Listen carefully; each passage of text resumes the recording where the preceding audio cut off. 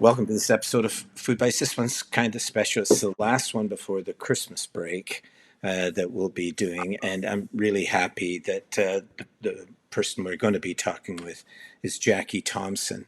Now, Jackie is from the co-founder and the executive director of Lifespin. There she is.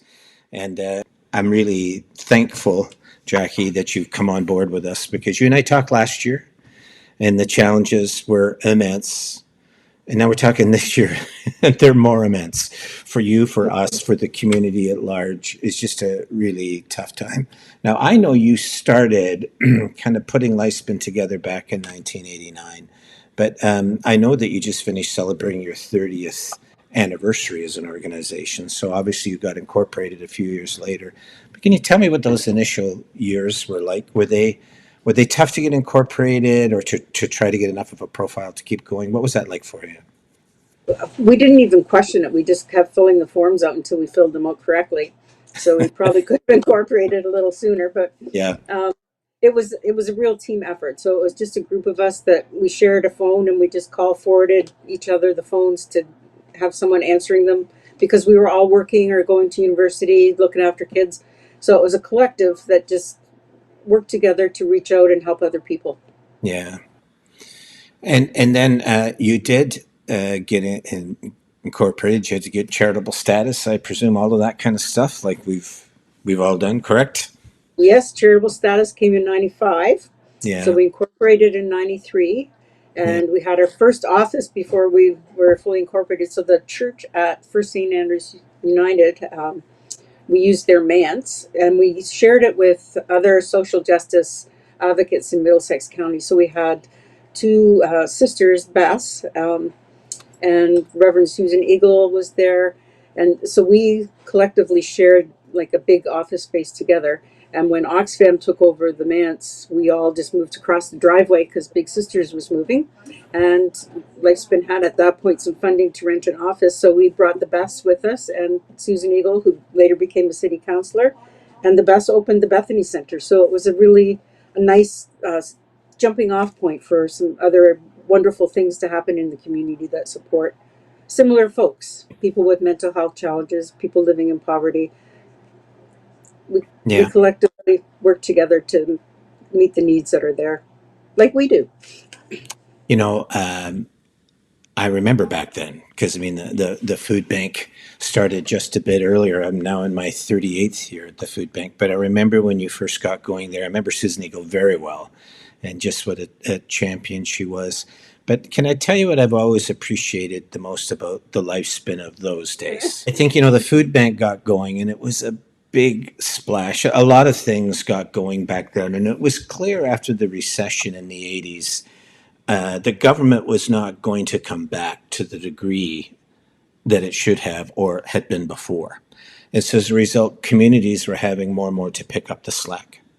And I remember it was a lot. I mean, I remember a series coming out in the Free Press. I think it was called The Other London. They started talking about all these people who were in low income situations in London, and people in general were shocked that there were that many Londoners in that situation. So a number of groups started up then, or perhaps a little bit later, and they almost got big right away. I mean, the need was so great that's just what happened. And I remember Jane and I were always trying to meet the need as more and more people came in. It was my sense, because I knew you just a bit back then, but also in speaking with Susan Eagle, it was my sense that you were actually doing your best not to do that. Now, I could be wrong and you can correct me, but it seemed to me what you were trying to focus on was the direct needs of the people that were really in difficulty in that particular time. You were trying to provide supports for them. And you were really trying to give real quality stuff as opposed to big quantity stuff like we were doing. That was my sense of it back then. I've never talked with you about it, but was that on purpose, or do I even have that right?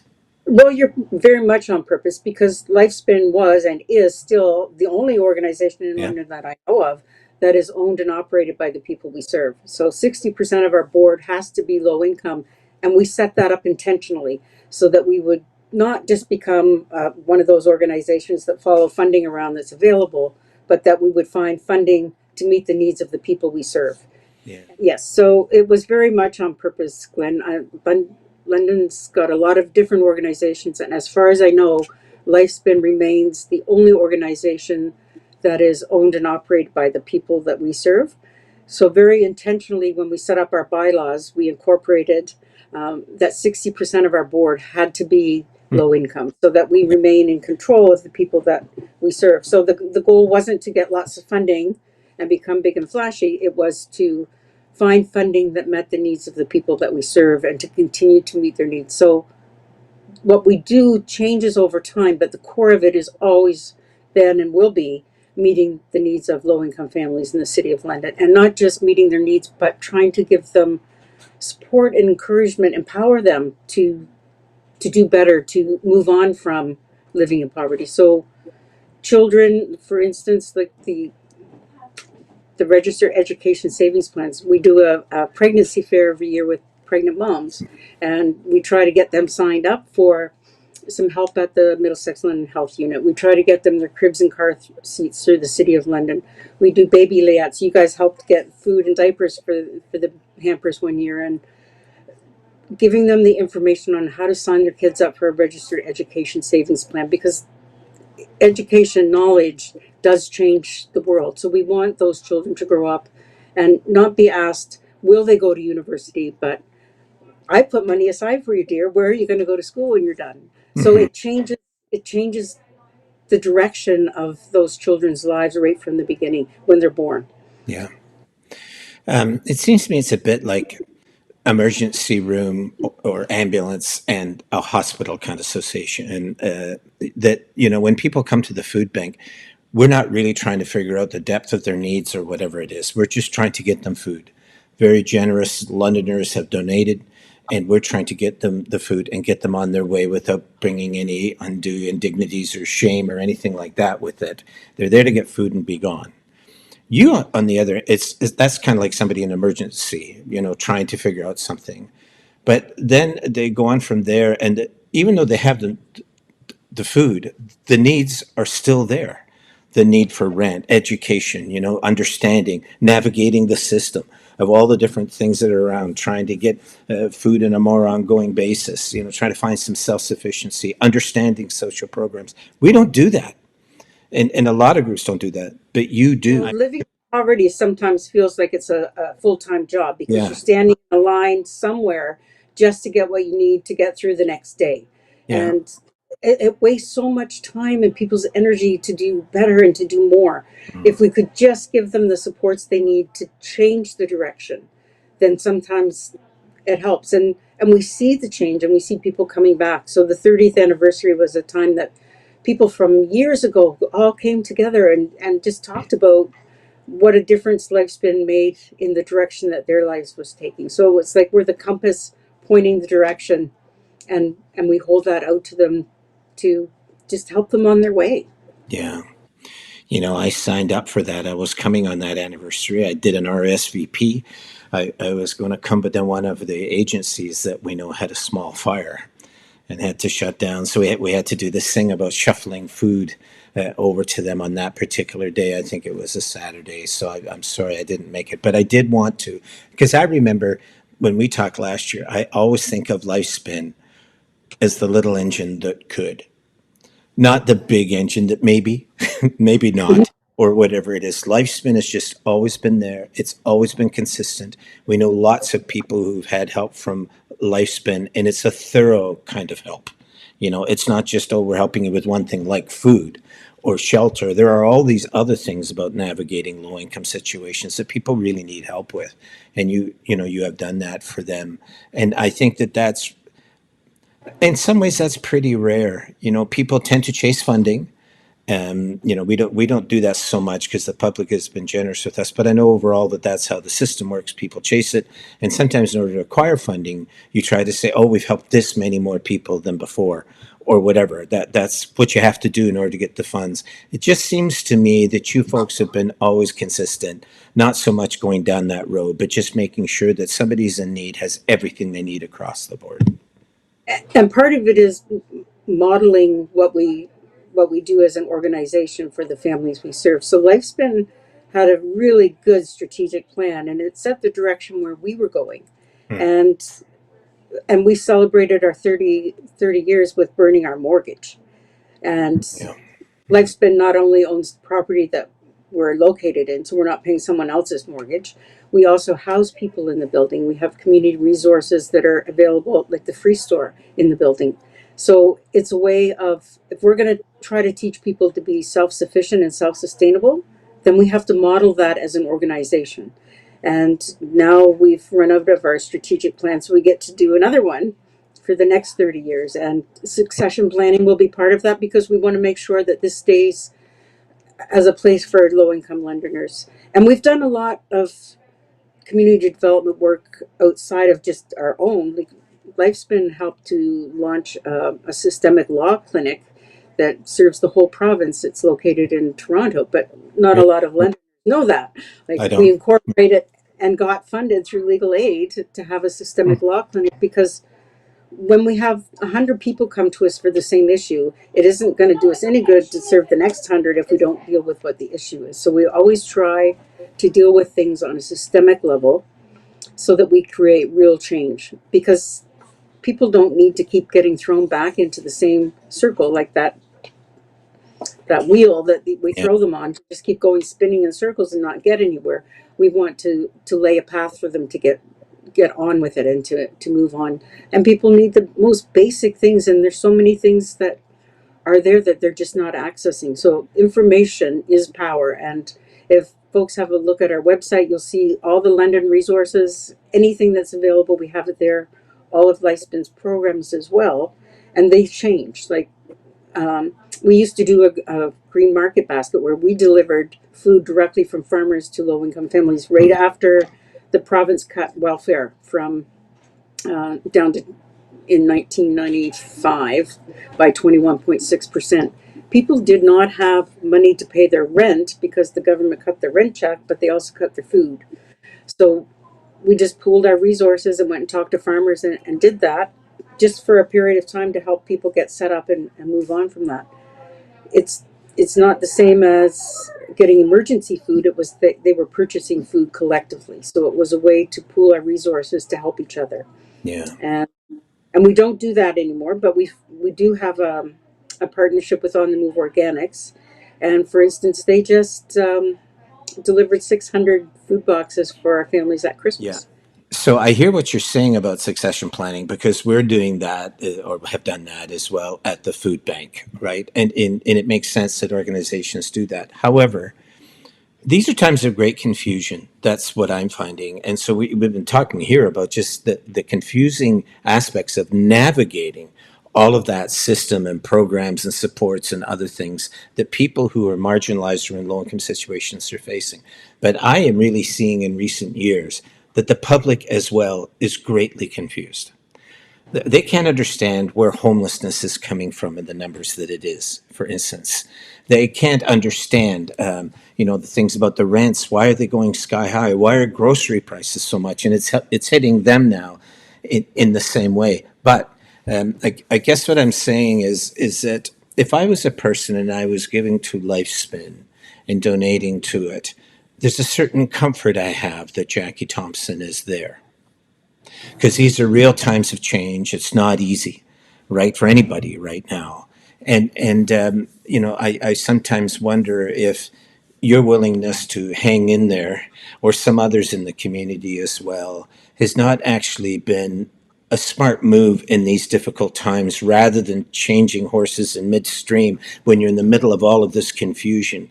It's important, I think, that people like you remain where you are because you're kind of like signposts or guideposts. And as long as we know that you're there, we're a little bit more accepting of that situation. And I wonder if you feel that way. I do, and that's from talking with some others as well. But I wonder if you feel that the trust factor is that important.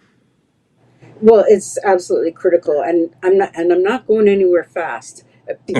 They keep Yeah, telling me it's going to take 4 or 5 people to take over my job when I get to that point, yeah. but I won't ever go anywhere. So I do have my succession person, and she's in training. She just started last Friday. Hmm. We brought her into the frying pan into the fire, kind of, so to speak, to go through the Christmas with us. Mm. But she's worked here before. When she did her student placement here years ago, she created the green space out behind her office. So she's Okay. not new to the organization, and we're very thrilled to have her on board. And her time will increase and mine will decrease, and then I'll go on the board. Yeah. So it's part of the plan. And I also have some really wonderful mentors in community economic development. Like, we're the oldest CED organization in Ontario, but there's one older in Canada, and that's in Cape Breton. It's called New Dawn, Mm. and they have just gone through succession motions, like the action they've carried it out, and Rankin McSween, who was the leader there, has offered to be one of those signposts for us, the guiding mentor to help us lay the path, because we've not done this before. It's something new for us to do, as they helped to guide us when we were doing the CED strategic planning in the very beginning, that we would have social ends through business means. So you got to use your business brain Yeah. to make it work. Like, you have to make it work, and we really relied on them to help guide us. And they've stepped up and said, yes, we're willing to help you through this next huge hurdle that we'll be facing, to try to maintain the legacy and the hope that we've built in our community. Yeah. We've been around roughly the same amount of time in leadership positions here in London. Would you be able to be willing to be a bit personal at the moment? I'd be interested in knowing what was the low point and what was the high point of your time being at Lifespin. Are there moments like that that occur to you when I bring it up? Oh, well, like, we've been so close to the edge sometimes, Glenn, it isn't funny. Remember, we owned the fire hall over on Adelaide Street? Yes, I That was was the part of very all that first. behind the scenes. Yes. Yeah. Yeah. Yeah, so that was it was a wonderful place, and we rescued it from being demolished, and it was a heritage uh, site, and we saved it. But then we wanted to house people, because that was part of the needs of our community. Hmm. People needed some supports to live independently, and there wasn't anything else.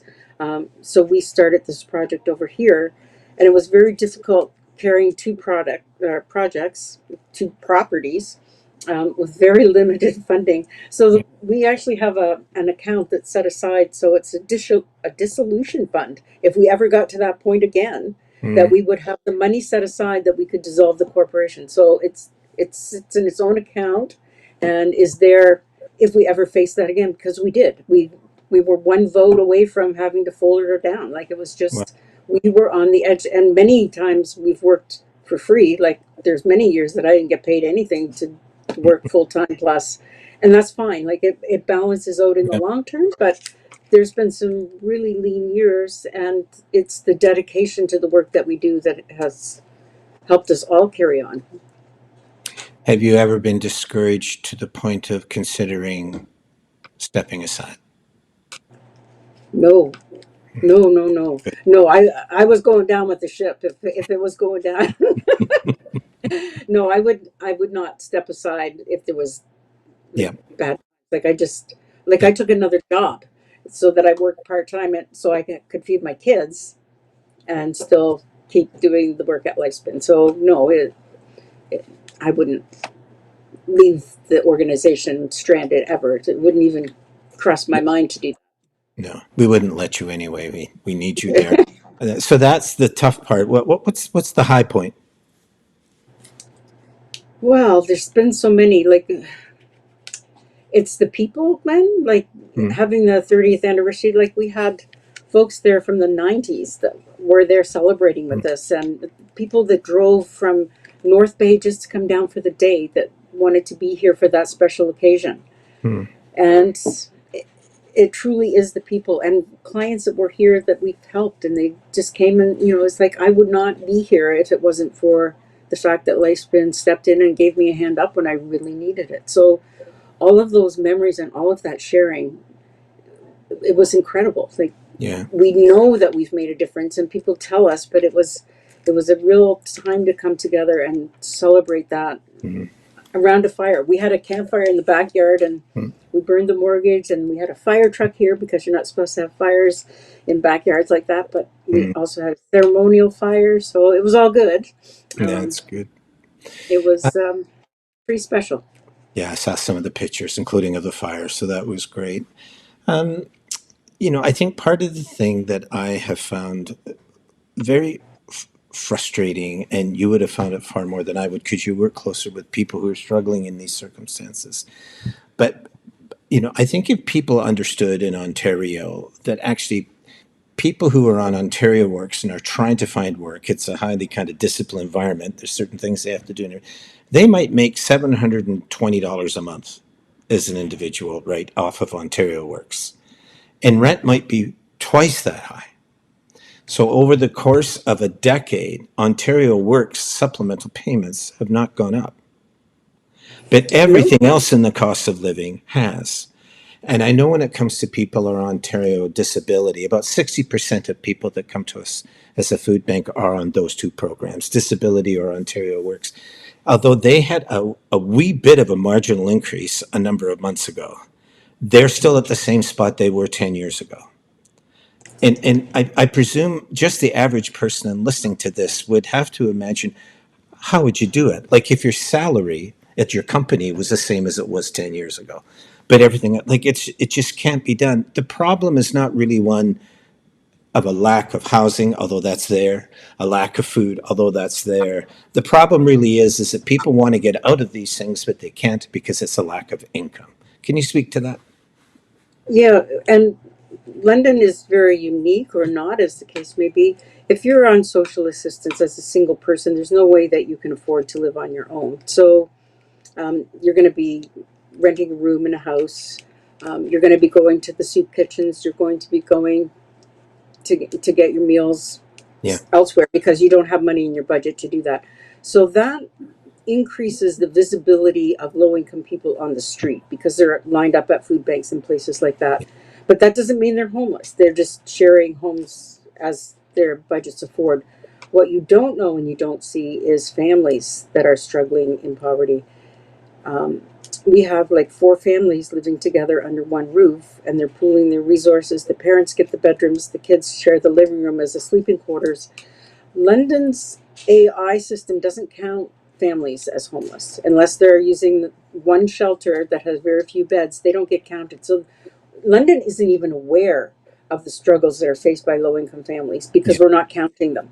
And I think it's a travesty because all the resources and supports and funding and budgets are all being directed towards what is visible, and we've just pushed families and children aside. They've just pushed them into invisibility, no voice, and they're silenced. yeah, So they're either sharing homes, which we call private shelters because they truly are, or they are living in the substandard housing that is available in the city, and they're not saying anything because they're afraid that if they do, they will lose the the housing that they do have, even though it's really sometimes unfit for them to be living in. So yeah, they're silenced in so many ways, and the city is just not giving voice to them. yeah. And it doesn't seem to be changing. Something will happen around like the health and homeless strategy, and everybody goes, well, that's awesome. We're going to deal with that. But the overall thing is still that the systems are not providing enough supports for people. And until we get our head around that, and until politics and public policy and the bureaucracy and others come to terms with that, we're just going to continue to have these problems. And but I do think that those problems are getting a bit nearer to the average citizen who themselves is having trouble affording rent, maybe having trouble when they go to the grocery store. They just can't make it stretch the way that they used to. And the a lot of these things are policy matters, not just economic matters. They're policy matters. So in 2019, Canada reached $2 trillion in gross domestic product for the first time in its history, and yet we can't feed our kids. you know Invested offshore, perhaps. Yeah, it's going wherever, but it's not coming into these areas, which really affect the daily lives of average people. And that's something that we'll have to get a handle on. But we'll really need your help on that because statistics are one thing, personal stories are what really motivate people, though, and that's what you have really a lot of, Jackie, because you work with folks directly. And the We're, sheep have to look up. We have to stop looking beside each other yeah, and criticizing and putting each other down because you're struggling. Is your neighbor struggling just as much as you are? It's a little higher in the food chain where all the resources are stuck and they're not trickling down despite the pulling up of bootstraps. It's Hmm. not trickling down, and people are struggling because the wealth is being held by a few, and many at the bottom are suffering. And there's no need of it. There's just Yeah, absolutely no need for this. yeah. Well, we've just got a few minutes left, so let's pivot from that and let's find out what you're going to be doing for Christmas, both at Lifespin and for yourself personally. How does that look? What are the next few weeks going to look like for you? Well, there's a lot of not very much sleeping going on between now and then. My kids and myself have bags of dog food here because every night is packing the toys. They both have full time jobs. Okay. And of course, during COVID, we had a little bit more freedom to use their skills and their enthusiasm, but they have become our master packers, and we have 4,000 families to get out. And so I think we're packing about 500 of them here in the office in the evenings after full time jobs. Mm. We have an amazing team of drivers who's coming to do the delivery. So we're doing about 100 deliveries a day. So there's not a lot of time for sleeping, but we're getting to spend some quality family time together because Christmas will be dinner and then we'll just be resting and catching up and having our own time with our pets and taking a break. Lifespin always takes a break because we were founded by Soul Support Moms. All our holidays coincide with PD days and school holidays. So when school shut down, the staff that have kids can't be Yeah. here. So we all just go away and let everybody take a break and not feel guilty. Do you ever feel despair? Um, it doesn't last long because there's always someone that steps up and changes things. Like every year we have a Christmas miracle, and we're going to be able to do it, and I don't know how. And at this point in the process, I don't have a clue how we're going to do it when I look at the stack of families we have left. But someone always steps up, and we're planning for the next, like spring's already planned. We have a pregnancy fair coming up in February. We have a seniors fair coming up in March. We're doing an employment supports workshop. We're doing for folks who need to have home care, we're doing a workshop to help them access those resources. We have publications in the works. We published our first bilingual publication this last year, and Mm. it was for families with severely disabled children on how to access assistance for children with severe disabilities. And you flip it over, and it isn't in French, it's in Arabic, because Arabic speaking populations are our second highest that we serve here. So, Mm. again, meeting the needs of the people we serve. The government says, yeah, we're bilingual, but they don't recognize that where the folks are that we're serving, the second language is Arabic speaking. You know, Jackie, I know a number of people that do despair, and sometimes I'm one of them. You know, these have not been easy times. Christmas is one of those times though where my batteries do get recharged a bit, but sometimes it's because I know that wherever whatever happens as a food bank or for us as larger organizations, it's really at the granular level where people who are really being challenged in their family or individual lives really need the support. That's where you live, that's where you exist for them. It's not where the food bank is at or whatever it is. You're right there among them and helping them. And I would have to think if Christmas has ultimate meaning, it has meaning there, right at that personal level. It's one thing to know that agencies and other things are there, but to know that people will be there to go along with you and walk through that with you. I would presume, I think for many of those people, and for me too, knowing that people like you and Lifespin are there, it makes me feel a bit better knowing that that level of care is going on in this community. And it means a lot to us, I think, that you're delivering that care. We just wish we could do more, Glenn, because sometimes we just go to the max and we keep going. And Yeah.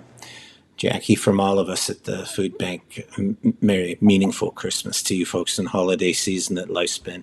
Thanks for being where you are and closing those gaps of comfort and knowledge and support that people really need to have. You make Christmas special. Thanks for that. And Merry Christmas to you personally as well. So, yeah, Merry Christmas. Merry Christmas.